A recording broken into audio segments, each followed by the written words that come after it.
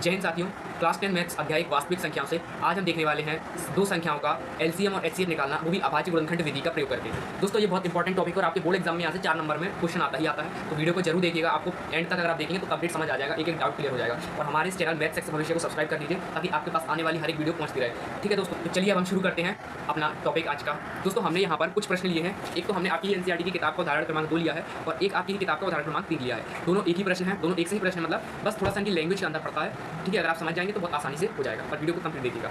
अब दोस्तों सबसे पहले हम इस प्रश्न को हल करते हैं। हमसे बोला गया कि संख्या 6 और 20 के अभाज्य गुणनखंड विधि से एचसीएफ और एलसीएम ज्ञात कीजिए। दोस्तों एलसीएम और एचसीएफ का कंसेप्ट आप 6ठी 7वीं में पढ़ चुके हैं, लेकिन यहाँ पर आपको थोड़ा सा घुमा के दिया है। ये विधि दी है आपको अभाज्य गुणनखंड विधि, इंग्लिश में इसको बोलते हैं प्राइम फैक्टराइजेशन मेथड। तो इसका प्रयोग करके आप क्या निकालेंगे, एलसीएम और एचसीएफ निकालेंगे। तो इसके लिए सबसे पहले आपको करना ये होगा, जो भी हमें संख्याएं दी हैं आपको एक एक तरीका, एक स्टेप फॉलो करना है। सबसे पहले हम लिखेंगे जो भी हमें संख्याएं दी हैं, तो हम सबसे पहले लिखेंगे, आप लिख सकते हैं ऐसा कि दिया है या दी गई संख्याएं हैं। आप लिख सकते हैं आप लिख सकते हैं दिया है, दिया गया है।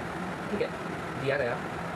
देखिए दो संख्याएं आपको दी हैं 6 और 20, तो आप पहली संख्या को लिख लेंगे। पहली संख्या आपकी 6 है और दूसरी संख्या आपकी 20 है। एक दूसरे के नीचे आप लिख लेंगे और जो पहली संख्या इसके आगे बराबर है, इक्वल टू चिन्ह लगा देंगे, साइन लगा देंगे और 20 के आगे भी लगा देंगे। अब दोस्तों करना क्या है, अब हमें करना होंगे इसके अभाज्य गुणनखंड, क्योंकि देखिए आपकी विधि का भी नाम है अभाज्य गुणनखंड विधि, तो आपको यहाँ से भी पता चल रहा है कि हम इसके अभाज्य गुणनखंड करने होंगे। अब वो कैसे करते हैं तो वो भी आप पहले सीख चुके हैं, लेकिन एक बार और आपको बताता हूँ मैं। दोस्तों हमें दी है दो संख्याएं 6 और 20, तो हमें इन दोनों के ही अभाज्य गुणनखंड करने होंगे। तो उसके लिए करना क्या पड़ेगा आपको, सबसे पहले आप इस प्रकार से रेखा खींचेंगे और ये इस प्रकार से बना देंगे। और यहाँ पे जबकि पहली संख्या है 6, उसके लिए आप पहले अभाज्य गुणनखंड करेंगे, तो इस प्रकार से किए जाते हैं। फिर दूसरी संख्या है 20, तो उसको लिख के उसके भी अभाज्य गुणनखंड करेंगे। तो 6 के अभाज्य गुणनखंड कैसे करेंगे हम, सबसे पहले हम इसको देखिए 6 की संख्या सबसे छोटी संख्या कौन सी है, जिससे 6 पूरी तरह विभाजित हो जाएगा। तो 2 से आप इसको काटेंगे तो 3 बार जाएगा, ये आपको आता होगा आई थिंक, और 3 जो है वो 3 से जाएगा एक बार। ये आपने छोटी सी क्लास में सीखा है, अगर आपको नहीं आता तो कमेंट करके बताइएगा, इसलिए अलग से सेपरेट वीडियो आएगी। ठीक है, अब यहाँ पे हमें 20 के करने हैं, तो 20 को हम 2 से काट सकते हैं 10 बार, सबसे छोटी संख्या। फिर 10 आया तो 10 को भी हम 2 से काटेंगे तो 5 बार, और 5 किसी संख्या से नहीं जाएगा तो 5 केवल 5 से ही जाएगा।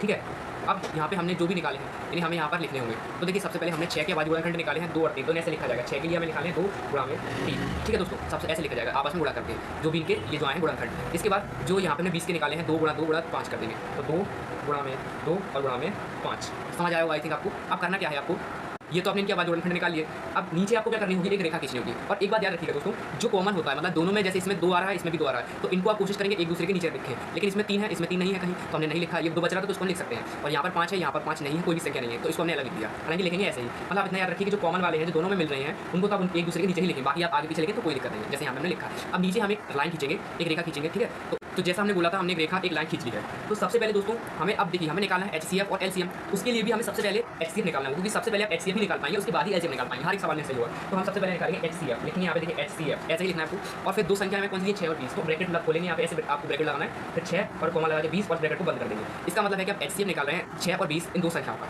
अब इसको बराबर का चिन्ह लगा देंगे। अब देखिए एचसीएफ होता कैसे, निकालते कैसे इस मतलब अभाज्य गुणनखंड विधि का प्रयोग करके। तो वो देखिए एचसीएफ का मतलब है यहाँ पर कौन सा कॉमन आ रहा है दोनों में। ठीक है, तो दोनों में ऐसी संख्या ढूंढेंगे हम जो दोनों में ही कॉमन आ रही हो, दोनों में मिल रही हो। ठीक है, यहाँ पर 2 है, ठीक है, यहाँ पर भी 2 है। ठीक है, यहाँ पर 3 है लेकिन यहाँ पर कहीं 3 नहीं है, यहाँ पर 1 2 ये अलग से है लेकिन यहाँ पर 1 2 अलग से है नहीं, और ना यहाँ पर 5 है ऊपर लेकिन नीचे 5 है, तो ये आपस में नहीं मिल रहा है। लेकिन अगर आप ध्यान दें तो ये ऊपर का 2 और नीचे के 2 दोनों में ही कॉमन है, दोनों में मिल रहे हैं। तो हम क्या करेंगे, इन दोनों में से एक को लिख लेंगे और वही इसका एचसीएफ हो जाएगा। तो यहाँ पे हम लिख देंगे 2, तो इनका जो एचसीएफ होगा वो 2 होगा। दोनों में ही ये कॉमन है, दो संख्या है दोनों में कॉमन है, जो 2 नंबर है मतलब ये 2 संख्या दोनों में ही कॉमन है, तो इसको एक बार लिख लेंगे, वही आपका एचसीएफ हो जाएगा। ठीक है, क्योंकि एक ही मतलब, और अगर और ज़्यादा इसमें आती मान लीजिए दोनों में और भी संख्या कॉमन आती तो आप क्या करते हैं इसके बगल में लिख के इसको गुणा कर देते हैं इसके साथ ही।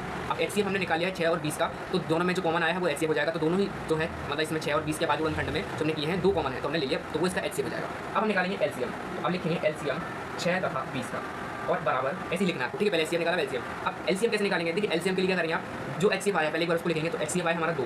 अब जो संख्या ऊपर बच चुकी है उनका आपस में गुणा, उनका आपस में मल्टीप्लिकेशन कर देंगे। तो 2 बच रहा है यहाँ से, ऊपर बचा है 3, तो इस 3 को एक बार यहाँ उतार लेंगे, गुणा करेंगे आपस में। और यहाँ पे 1 2 बचा है तो इसको उतार लेंगे।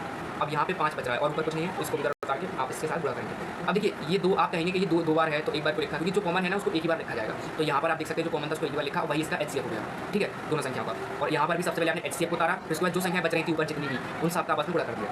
अब जब आप इसको हल करेंगे, जब 2 का गुणा 3 में करेंगे तो 6 आएगा, 6 2 12 और 12 ये 60 जो होगा इसका एलसीएम हो जाएगा। तो ये जो है एचसीएफ और एलसीएम हमने दोनों निकाल ली हैं दोनों संख्याओं के। ठीक है, इस प्रकार से हम निकालते हैं। तो आई थिंक आपको पहला वाला प्रश्न अच्छे से समझ आया होगा। एक प्रश्न और करेंगे, उसके बाद आपके और डाउट्स अच्छे से क्लियर हो जाएंगे। ठीक है, तो हम यहाँ पे लिख देंगे एलसीएम और एचसीएफ आप निकाल चुके हैं, तो यहाँ पे आप उत्तर डाल के लिख सकते हैं, ये इसका आंसर हो जाएगा और ये भी आंसर हो जाएगा। हमें एलसीएम और एचसीएफ निकालने थे। तो सबसे पहले हम क्या करते हैं, अभाज्य गुणनखंड करते हैं दोनों संख्याओं के, इस प्रकार से लिख के आपस उनके सामने लिख देते हैं, अभाज्य गुणनखंड उनके नीचे रेखा खींच के एचसीएफ और एलसीएम निकाल लेते हैं। अब चलिए हम सॉल्व करेंगे। अगला प्रश्न जो है उदाहरण क्रमांक 3। तो अब हम सॉल्व कर रहे हैं उदाहरण 3। इसमें हमसे बोला गया कि अभाज्य गुणनखंड विधि द्वारा 96 और 404 का HCF ज्ञात कीजिए और फिर इनका LCM ज्ञात कीजिए। तो दोस्तों प्रश्न तो एक ही है, लेकिन इसमें थोड़ा सा आपसे घुमाकर बोला गया है, थोड़ा सा कंफ्यूज करने के लिए बोला गया है। इसका मतलब ये है कि थोड़ा सा लैंग्वेज में बदलाव कर दिया है यहाँ पे जो भाषा दी गई है, और मतलब जो प्रश्न है और इसका हल करने का तरीका सब कुछ सेम रहेगा, एक एक चीज़ सेम रहने वाली है जो पिछले प्रश्न में की थी। तो सबसे पहले हम लिखेंगे दोनों संख्याएं, देखिए आप लिख सकते हैं या फिर दिया है, या आप ये भी लिख सकते हैं कि दी गई संख्याएं हैं, ठीक है, तो या फिर आप लिख सकते हैं दिया गया है, ऐसे भी लिख सकते हैं, ठीक है, दिया गया। तो दोनों संख्या को उतारेंगे हम। सबसे पहले 96 है तो 96 उतार लेंगे और उसके आगे बराबर का चिन्ह लगाएंगे, और 404 है तो उसके नीचे ही 404 उतार के उसके आगे बराबर का चिन्ह लगा देंगे। अब इनके अभाज्य गुणनखंड करेंगे हम, तो चलिए इनके अभाज्य गुणनखंड भी कर लेते हैं। तो दोस्तों हम 96 की कर रहे हैं सबसे पहले, क्योंकि दोनों संख्या दी है, और फिर उसके बाद 404 के करेंगे अभाज्य गुणनखंड। 96 की करेंगे तो 2 से ये 48 बार जाएगा, और 48 2 से 24 बार जाएगा, और 24 जो है 2 से 12 बार जाएगा, और 12 भी 2 से 6 बार, और 6 को हम 2 से काट सकते हैं 3 बार, ठीक है, और यहाँ से 3 भी जो है वो 3 से ही जाएगा, वो 1 बार। इसके बाद 404 की करेंगे तो ये 2 से जाएगा 202 बार, फिर ये 202 जाएगा 2 से 101 बार, मतलब ये से कितनी बार कट जाएंगे इन संख्याओं से। 2 से 404 को भाग देंगे तो 202, और 2 से 202 को भाग देंगे तो 101 आ जाएगा। और 101 जो है, अब देखिए 101 जो है वो किसी की टेबल में नहीं आता, किसी के पहाड़ में नहीं आता, तो 101 से ही कटेगा, मतलब 101 की बार अपनी टेबल में आएगा तो 101 को 101 से भाग देंगे तो 1 आ जाएगा।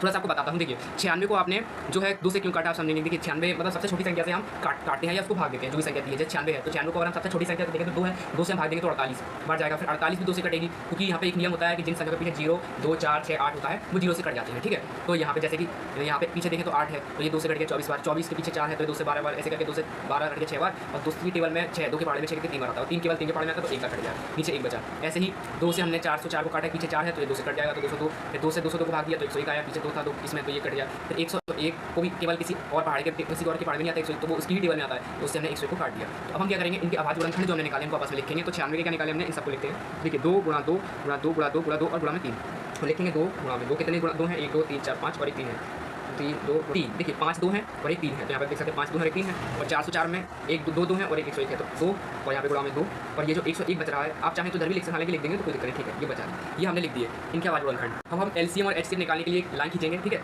जैसे पिछले प्रश्न में किया था। तो देखिए हम सबसे पहले निकालेंगे HCF, ठीक है, HCF निकालेंगे हम दोनों संख्याओं का 96 और 404 का, तो 96 लिख लेंगे एक और 404 लिखेंगे, और ये कोष्टक जो ब्रैकेट को खोल के बंद भी कर देंगे यहाँ पे। अब देखिए HCF क्या करेंगे, HCF में हम इनका कॉमन जो दोनों में जो संख्या कॉमन है, दोनों में जो संख्या आ रही है उसको लिखेंगे एक बार, ठीक है। तो देखिए सबसे पहले इसमें देखें अगर यहाँ 2 है यहाँ 2 है, दोनों में 2 कॉमन है, यहाँ पर भी 2 है यहाँ भी 2 है, यहाँ भी ये 2 भी कॉमन है आपस में, लेकिन यहाँ 101 है यहाँ कहीं 101 नहीं है, और ये 2 है यहाँ अलग से अगर हम देखें तो यहाँ कहीं 2 नहीं है, ये 2 1 नहीं है यहाँ पे भी नहीं, और यहाँ पे 3 है तो यहाँ कहीं 3 नहीं है, तो ये आपस में कॉमन हो जाएंगे और ये वाले भी कॉमन हो जाएंगे। तो ये 2 और ये 2, तो ये एक बार लिख लेंगे हम, इसमें से 2 को 2 और यहाँ पे से 2 जो कॉमन है इसको एक बार लिखेंगे और आपस में कर देंगे गुणा, ठीक है। ये इस तरीके से करते हैं हम, कॉमन अगर एक से ज़्यादा है तो आप देख सकते हैं आपस में गुणा कर देंगे। जैसे पिछले प्रश्न में केवल एक ही संख्या आ रही थी तो और कोई नहीं था तो हमने गुणा नहीं किया, कॉमन एक ही आ रही थी संख्या जो कि थी 2। अब आप यहाँ पर अगर हम देखें तो 1 2 तो यहाँ पे कॉमन आ रहा है और 1 2 यहाँ पे कॉमन आ रहा है, यहाँ पे और यहाँ पे, तो आपस में 2 2 लिख के आपस में गुणा कर देंगे, तो यहाँ पे 2 2 का 2 गुणा करेंगे तो 4, तो HCF जो है 96 और 404 का वो 4 होगा, और LCM निकालेंगे अब LCM 96 तथा 404 का, ठीक है। अब LCM जब हम निकालेंगे तो उसमें हम क्या करेंगे, HCF जो आया उसको लिख लेंगे, तो HCF 4 आया उसको लिख लीजिए, और जितनी भी संख्या आपस में यहाँ बच रही है उनको आपस में आपको लिखना है। तो यहाँ 2 ये 2 और ये 2 लिख लेते हैं, सबसे पहले ऊपर वाली 2 2 और ये 2 ये 3 2 हमने लिख लिया, आपस में सबको गुणा करना है, और यहाँ पे ऊपर एक 3 बचा इसको लिखेंगे, और नीचे से कुछ नहीं बच रहा है, यहाँ से 101 बच रहा है केवल, तो इस 101 को भी लिख लेंगे। अब जब सबका तो इनका जब गुणा करेंगे तो उत्तर आएगा 96 96, मतलब LCM जो होगा 96 और 404 का वो 96 और 96 आप चेक कर सकते हो गुणा करके, यही उत्तर आने वाला है गुणा करने पर। और यहाँ पे HCF भी हमने निकाला तो वो 4 आ गया है, तो यहाँ पे हमने LCM और HCF दोनों निकाल लिए हैं इन दोनों संख्याओं के। अब हम एक लाइन और लिख सकते हैं, यहाँ पर देखिए यहाँ पे आप एक लाइन और लिखेंगे कि दी हुई संख्या अगर आप लिखना चाहें, जैसे हमने पिछले प्रश्न में नहीं लिखा था तो आप यहाँ तक भी उत्तर छोड़ सकते हैं, और अगर आप चाहें तो एक लाइन और ऐड कर सकते हैं यहाँ पे आप लिख सकते हैं, अतः दी गई संख्या 96 तथा 404 के LCM तथा HCF 4 तथा और 96 96 है, ठीक है। तो अतः हमने यहाँ पे इस प्रश्न को भी हल कर लिया है, और इस प्रश्न को और इस दोनों प्रश्न को हल किया हमने। आई होप आपको समझ आया होगा, अगर आपको कोई भी डाउट है तो कमेंट बॉक्स में जरूर बताइएगा। अगली वीडियो में हम मिलते हैं जिसमें हम और टॉपिक्स के बारे में चर्चा करने वाले हैं। तब तक के लिए चैनल को जरूर सब्सक्राइब कर लीजिएगा, क्योंकि आने वाली वीडियोस तब तक आप तक पहुंचती रहेंगी। प्लीज़ चैनल को सब्सक्राइब करना ना भूलिएगा, वीडियो को लाइक कर दीजिएगा। अगर आपको वीडियो पसंद है तो कमेंट बॉक्स में जरूर बताइएगा। अगर तब तक के लिए राधे राधे, मिलते हैं अगली वीडियो में।